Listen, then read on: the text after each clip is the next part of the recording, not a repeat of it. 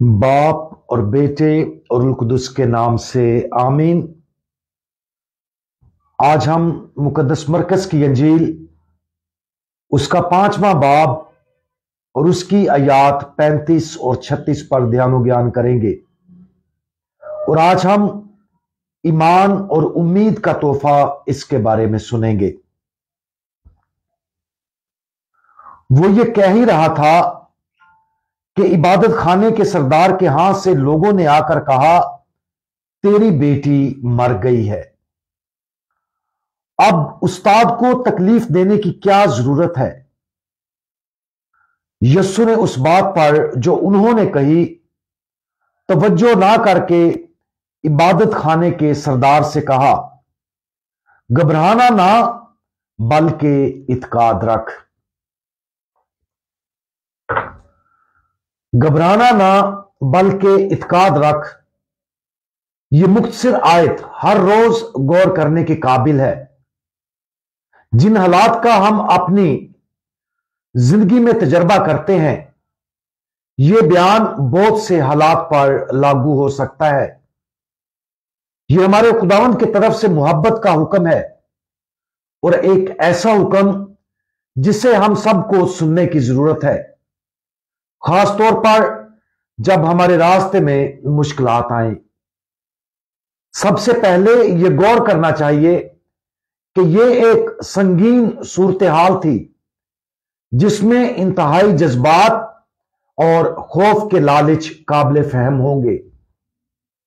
इस कहानी में बाप की एक जवान बेटी थी जो करीबुल मर्ग थी और उस लड़की का बाप खुदावंद यीशु मसीह से इल्तिजा करने आया कि उस लड़की को शिफा बख्शे। खुदावंद यीशु मसीह ने उसकी बात के साथ इत्फाक किया, लेकिन जब वो रास्ते में ही थे तो यीशु और उस लड़की के बाप को दिल हिला देने वाली खबर मिली कि बेटी मर गई है। जैसा कि किसी भी वालिदैन के लिए इस तरह की खबर का सुनना तकलीफ दे होता है, तो उस बाप के लिए भी यह खबर सुनना यकीनन नाकाबिले यकीन हद तक मुश्किल हुआ होगा। उस गम को समझने की कोशिश करें जो यह बाप महसूस और तजर्बा कर रहा था। खासतौर पर उस वक्त उसके गम को समझने की कोशिश करें जब उसने यह दिल दहला देने वाली खबर सुनी थी। जब हम उसके गम पर गौर करते हैं तो खुदावंद यीशु मसीह के दिल, सोच, जज्बात और अल्फाज पर भी गौर करने की कोशिश करें। खुदावंद यीशु मसीह को कोई खौफ नहीं था। वो जानते थे कि इसका इख्तिताम बहुत अच्छा होगा, लेकिन चूंकि वो भी उस गमज़दा बाप के लिए गहरी हमदर्दी, शफकत और मोहब्बत रखता था, इसलिए यीशु ने उसे उम्मीद दिलाने के लिए उसकी तरफ रुजू किया।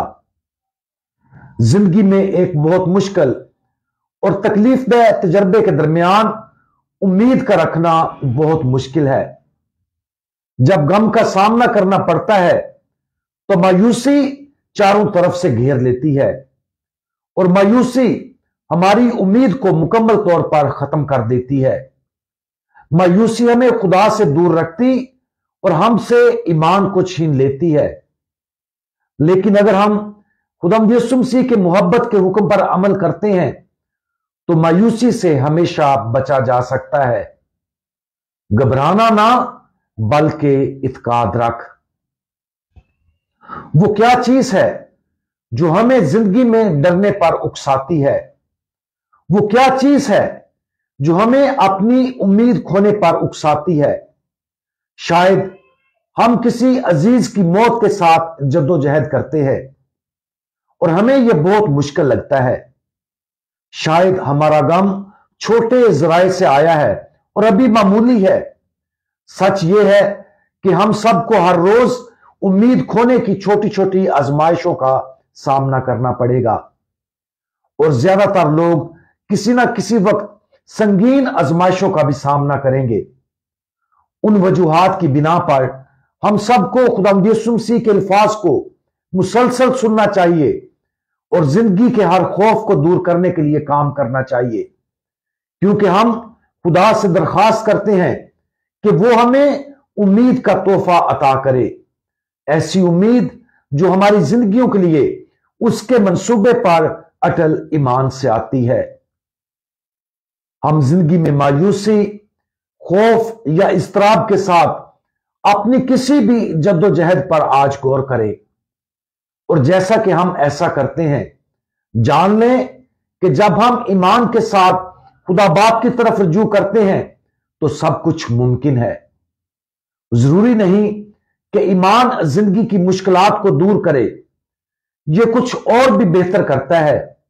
यह मुश्किलात को बदल देता है ताकि हम उनको फजल, खुशी और माफूकुल फितरत उम्मीद के साथ बर्दाश्त कर सकें। जब हम ऐसा करते हैं तो खुदा हर चीज को हमारी जिंदगी में बेहतरी के लिए इस्तेमाल करता है। हमें सिर्फ इतना करने की जरूरत है कि हम खौफ को मुस्तकिल तौर पर मुस्तरद कर दें और इत्काद रखें। हमारे मेहरबान खुदावंद, आपने उस गमजदा बाप को तसल्ली दी और उसको ईमान और उम्मीद का तोहफा अता किया। बराए करम अपनी मोहब्बत का हुक्म हमें भी बताएं, और अगर हम जिंदगी में परेशानियों और मसाइब का शिकार हों तो हम हमेशा सिर्फ आप पर भरोसा रखें और कभी मायूसी या खौफ का शिकार ना हो। खुदावंद यीशु मसीह, हमारा भरोसा आप पर है। आमीन।